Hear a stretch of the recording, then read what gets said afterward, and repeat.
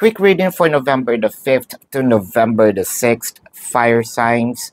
So parang meron dito nakalimot, no? Nakalimot ibigay ang isang bagay, ang isang request, ang isang wish. It felt like itong wish na to, request, it could also be a demand, is napaka-importante.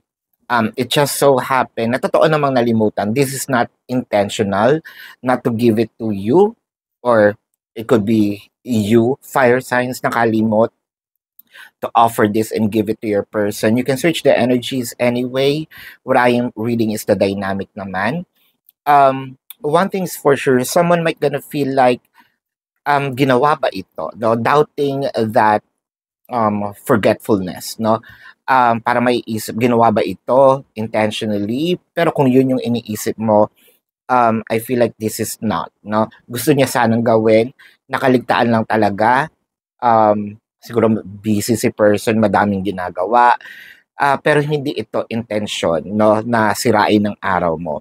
But this is your quick reading, fire signs, for November the 5th to November the 6th. Predicting future is my purpose. Yelling the stars align.